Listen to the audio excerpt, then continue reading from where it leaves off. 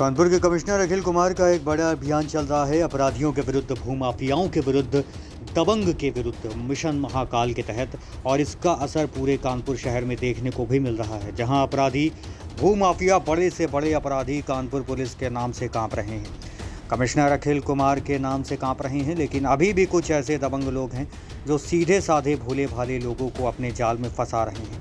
उनकी मोटी रकम ऐंठ रहे हैं, ज़मीन के नाम पर उनके साथ धोखाधड़ी कर रहे हैं, उनकी मेहनत की कमाई हड़पना चाहते हैं। ऐसा ही एक दबंग है धर्मेंद्र वर्मा उर्फ रिंकू, और उनके साथी हैं नमन श्रीवास्तव, जिसने सीधी साधी एक महिला रत्न पवैया को एक ज़मीन बेची 7.5 लाख में।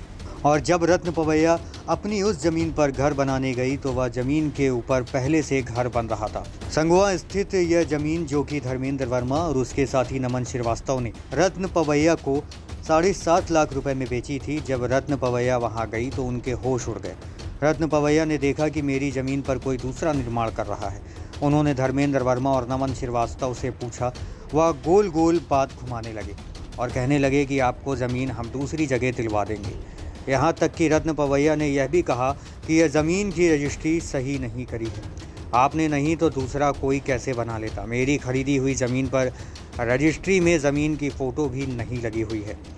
तो धर्मेंद्र वर्मा और रिंकू और उसके साथी नमन श्रीवास्तव गोल मोल बात घुमाने लगे। पीड़ित महिला को धमकी देने लगे और कहने लगे कि चली जा यहाँ से।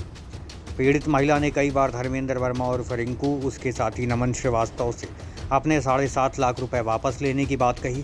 पहले तो यह दोनों पीड़ित महिला को ज़मीन देने की बात कहते हैं और इधर उधर की बातें घुमाते हैं, उसे बहलाते हैं, फुसलाते हैं।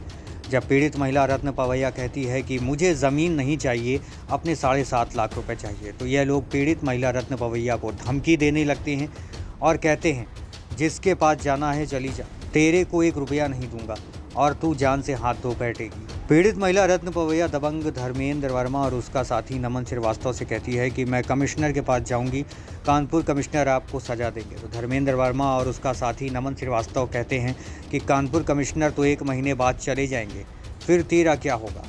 पीड़ित महिला ने इस मामले की एप्लीकेशन थाना चकेरी में भी दी। महिला का कहना है कि उनकी कोई सुनवाई नहीं हो रही। जब महिला हिम्मत हार गई तो उसने कानपुर कमिश्नर अखिल कुमार का दरवाज़ा खटखटाया।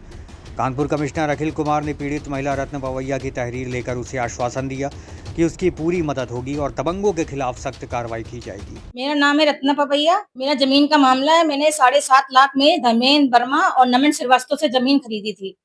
जब मैं जमीन का निर्माण कराने अपने गई तो वहां पे पहले से वहां पे जमीन किसी का मकान बन रहा था। जब मैंने ये देखा तो मुझे बहुत गुस्सा आया। जब मैं धर्मेंद्र वर्मा और नमन श्रीवास्तव के पास गई तो उन्होंने मुझे मारने की धमकी दी है। तो मैंने कहा मैं कमिश्नर के पास जाऊंगी, मैं बोलूंगी कि मुझे जान का खतरा है। तो उन्होंने कहा जा, तू जाना जहाँ चाहती है चली जा, वो तो 1 महीने के बाद तो वैसे भी जाने वाले, फिर मैं तुझे देखता हूँ क्या कर लेगा कोई, फिर मैं तुझे जान से मार डालूंगा। मैंने एप्लीकेशन दी रामा देवी थाने और संगमा चौकी में दी है। मुझे बहुत दौड़वाया जा रहा है। मैं 4-5 बार गई, मुझे बस यहाँ से वहाँ भगाया जा रहा है। मैं बस अपना पैसा चाहती हूँ, या मुझे जमीन दे या मेरे 7.5 लाख रुपए दें। अगर उन्होंने मेरे 7.5 लाख रुपए नहीं दिए, अगर मुझे इंसाफ नहीं मिला तो मैं कमिश्नर ऑफिस में आत्मदाह कर लूंगी।